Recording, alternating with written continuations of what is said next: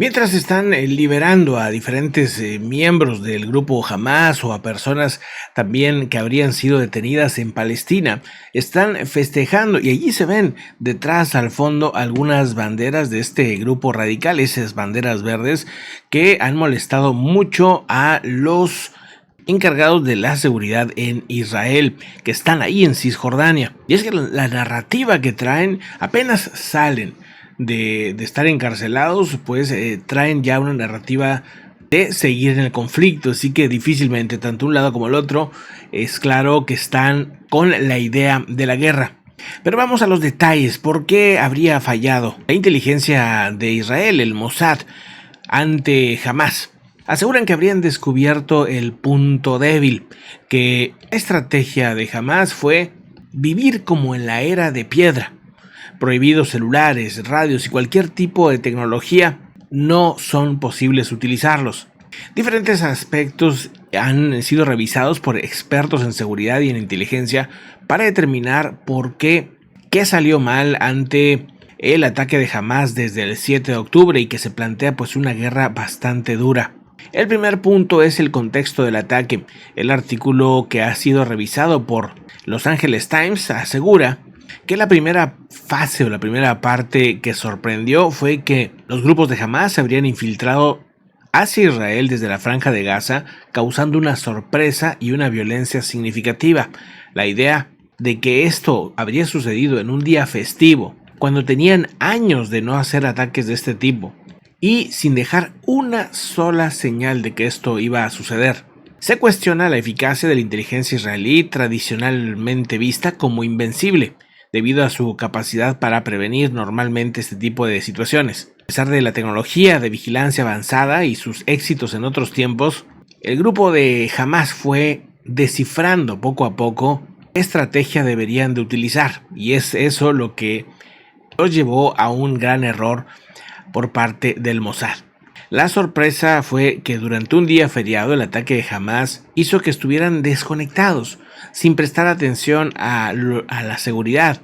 Según los expertos como Yacob Amidor y el contraalmirante Daniela Hagari, expresan su preocupación por ese fallo de inteligencia, prometiendo una investigación después del conflicto. Los factores que contribuyeron a esta situación fueron diversos.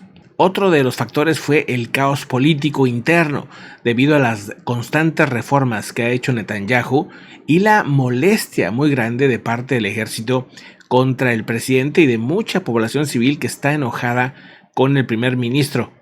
La violencia en Cisjordania también llamaba la atención y era algo que preocupaba mucho, pero hacia Gaza no se estaba prestando atención. A pesar de la vigilancia que había de parte de Israel hacia Hamas, ellos nunca lograron ver que había un plan detrás. El ataque fue totalmente secreto.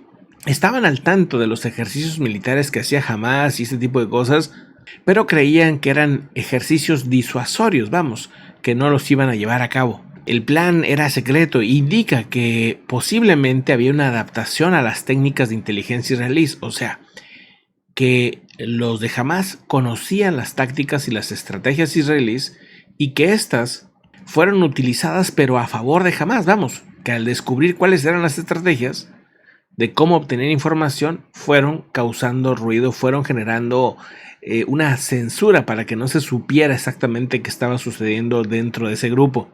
Un general retirado llamado Amir Abibi habría hecho un análisis muy interesante en el que sugiere que la dependencia de Israel a la tecnología para la recopilación de inteligencia habría sido uno de los errores más grandes que tuvieron, junto con la percepción errónea sobre las intenciones de Hamas. Por un lado, se llegó a pensar hasta cierto punto que estaba todo vigilado, que gracias a los satélites, a la tecnología que permite hackear y revisar los celulares, los sistemas, los radios, etc., todo eso, estaba monitoreado, pero había información que no era real y mucha de esta información solamente se pasa de boca en boca. No se utiliza tecnología en muchas de las estrategias y de las órdenes que se dan entre este grupo. Aparte del hecho de estar bajo tierra y no tener conexión a internet ni nada de eso, hizo que fuera imposible poder detectar el riesgo.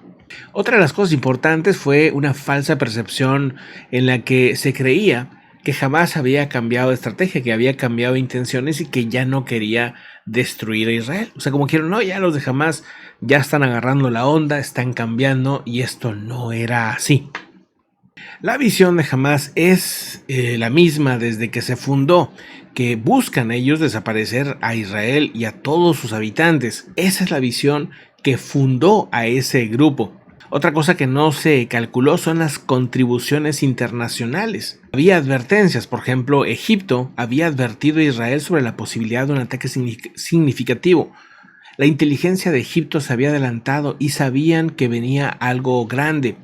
Otra alerta fue recibida desde los Estados Unidos.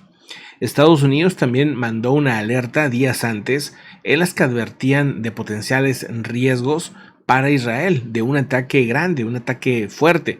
Tampoco se hizo caso, ni a Egipto ni a Estados Unidos le hicieron caso, pensaron que ellos tenían todo controlado y no era así. Otro punto importante es la división interna, así como hay una crítica constante a Benjamín Netanyahu desde los ciudadanos civiles, muchos sectores, también hay una división política interna. Y ahora mismo el gobierno estaba distraído en esas reformas judiciales que buscan a Netanyahu darle más poder. Otro factor que tal vez no se calculó correctamente es el interés que tiene Irán porque no se haga el trato, el acuerdo entre Israel, Arabia Saudita y los Estados Unidos, ¿verdad? Ese es un acuerdo muy grande que cambiaría mucho cómo están posicionados los países en esa zona. Habría un corredor en el que desde Arabia Saudita, pasando hacia Israel, por Jordania también, habría un oleoducto que llevaría lo que es el petróleo y el gas hacia Europa. Imagínense ustedes lo que significaría en cuanto a seguridad, en cuanto a negocios, todo este corredor. Pero alguien no quería esto y aquí está el que no lo quería. Irán estaba totalmente en desacuerdo con esta situación.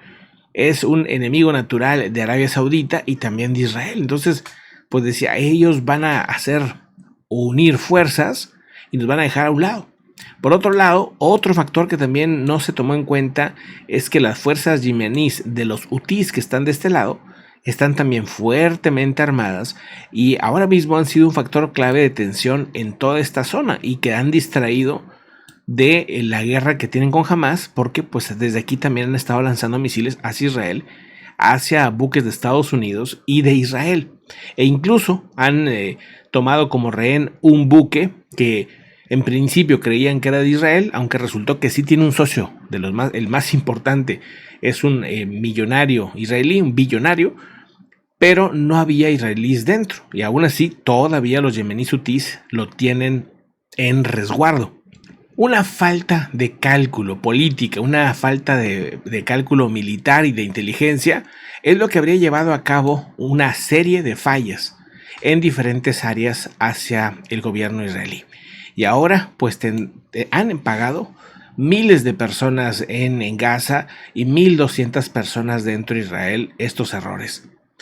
Y bueno, Hamás claramente no tiene un interés real de gobernar Gaza. Lo que quiere es controlar toda la zona, incluyendo Israel. Así que, pues, si hay más víctimas o menos, esa parte no les interesa tanto. ¿Dónde están los líderes políticos de Hamás? No están en Gaza, no están en donde deberían de estar, se supone. Están en esta zona, en Qatar.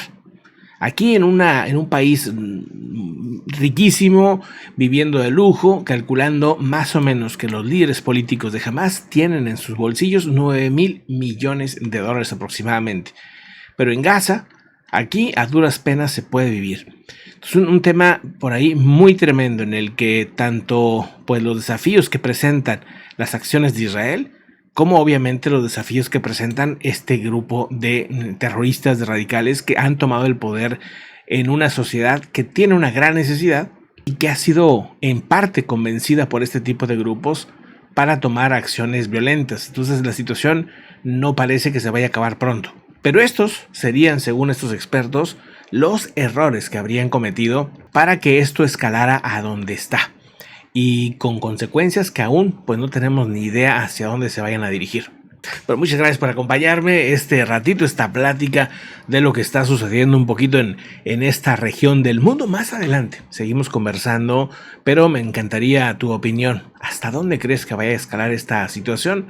¿Crees que esta tregua que tienen temporal vaya a ayudar a estabilizar, a equilibrar la zona, o crees que esto simplemente es un respiro para algo más duro? Bueno, estaré atento a tus comentarios. Muchísimas gracias por acompañarme y bueno, gracias también a todos los que están suscritos al canal. Hasta pronto.